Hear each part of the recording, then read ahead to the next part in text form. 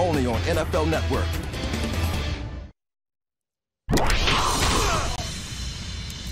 All right, welcome back to Good Morning Football. Will Selva with you. Glad you are with us. And make sure to get your calendar ready tomorrow as the 2019 NFL schedule will be released at 8 Eastern right here on NFL Network, as you can find out when and where your team is playing. So you'll definitely want to tune in to that. We have other big news as well from today. Seahawks fans waking up to some good news. That's because their quarterback, Russell Wilson, announcing a little after midnight that he got a deal done. NFL Network insider Ian Rappaport reporting Wilson landed a 4-year deal worth $140 million with $107 million guaranteed. It also included a $65 million signing bonus. There's also a no-trade clause that his agent told Ian helped clinch the deal. He surpasses Aaron Rodgers as the highest-paid player in the NFL. Wilson had set a deadline of midnight on tax day. Patrick Mahomes and the Chiefs getting back to work on Monday. Mahomes coming off an MVP season that saw him and his team come up one game short of the Super Bowl. Mahomes wasn't too interested in watching the Patriots Super Bowl win over the Rams, but is interested in hoisting the Lombardi this season. Just winning the Super Bowl is my only goal, honestly. I feel like that was my goal last year, and I feel like that's my goal this year, and it will be every year. I mean, when you look back on the season, at the end of the season, you're not going to look back at what your stats were or what all that stuff was, is if you're holding that trophy at the end of the season or not. And speaking of the Super Bowl, the new stadium in Los Angeles that will be home to the Rams and Chargers will host Super Bowl 56 in 2022. Construction coming along as they have completed that distinct canopy that will sit above the stadium. They had a ceremony for it yesterday. Now the stadium is more than 2/3 complete. It is going to be more than 3 million square feet, and it will be the largest stadium in the NFL. And Kyle, you know as well as I do, when you're flying into LAX, you get that bird's eye view, and you get a chance to see the construction and how it's coming along. So it's looking like it is going to be a cool stadium. Yeah, you see the Forum, Old Hollywood Park, used to, now 3 million square feet. Thank you, Will, so much. We cannot wait. And LA Super Bowl is going to be incredible.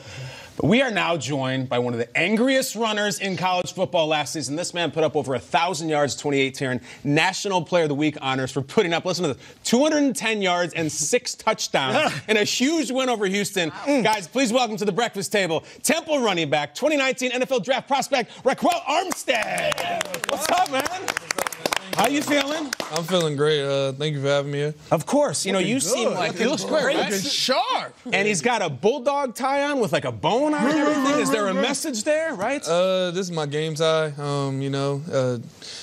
I just basically want to run angry, be a violent runner. So this just reminds me to keep that dog mentality. Oh, love it. This is music to our ears. Hey, you know, the guys tackling you, they're angry. You know that? I mean, they try to be. Yes, I like this. Like that. It's funny because you got a smile, you seem like a great dude, but then you give this guy the ball and he gets so pissed off. Yes. What is your mentality when they give 25 the ball? What are you thinking? I was taught at a young age in this game, you're either going to hit or be hit. So, I try to be the hitter. I try to control my own destiny. I don't let guys, just sneak up on me and things like that. But, I just I've always ran violent, ran angry with a passion. It's just something I take pride in. This game of football is my life, So, I just take pride in, running the ball angry, just trying to help my team in any way, shape, and win, and, just be that guy. This is the guy. I mean, this is unbelievable. Is there a guy that maybe you grew up watching or that's in the league right now that you want to model your running style after? Definitely. Growing up, I modeled my style right after Brandon Jacobs. The big dude. Brandon Jacobs. Yeah, 6'4", 268. His combine. That was a guy that just had everything, I felt. He was big, he was fast, hit the home run, he could catch the ball out of the backfield, could block. And just growing up watching him and Ahmad Bradshaw, together that 1-2 punch was just something. Earth, Wind, and Fire. Yes, sir. I loved it. Do you guys remember the Pro Bowl last year when Alvin Kamara lined up as a defensive end? That was wild. And the world melted and Twitter did. You did this. I know. We combed through the stats and I'm like, where did this sack come from? Yeah. You did this in an actual game. And not only did you do it, you became just the 3rd player since 2000 to rack up 100 or more rushing yards and a sack. How did this go down? How did you even end up on the defensive side of the ball? So it was pretty funny at the time. a couple of scholarship backs got hurt, and Coach Collins was moving a lot of defensive players over to offense to, take a load off in practice, off my legs and things like that. And I was just saying, I was like, yo, Coach, I want to play defense then. And he laughed at first, and he put me in on defense the next practice, and I was really getting sacks. And we had 2 guys go down this year, defensive ends, and the next guy up was me. So I wanted to help my team win. He put me in there, and he basically told me, he gave me the best advice. He said, if you get the sack, congratulations. If you don't, who cares? So, just being able to just be that free, go out there and just keep playing and doing what I love, offense and defense, was just something I was very grateful for. You play with Trayvon Young, huh? Yeah. Yeah. He was my corner my freshman year, sophomore year. Yeah. He's an animal. Yeah, look, you're representing New Jersey in this draft. Last year was Quentin Nelson was the big stud. This year, Rashawn Gary, everyone's talking about. You've got that bulldog on your tie. Everyone talks about Texas and Florida and California. What does being from Jersey mean? As we're an East Coast show right here. It just means he's high from school Jersey. Football. I want to hear from him, not you. What do you got? Jersey's big. We got a lot of talent in New Jersey, and half the time it don't come out. Goes unseen, things like that. But we're doing a great job with a lot of guys, going to college, going to the next level and things like that.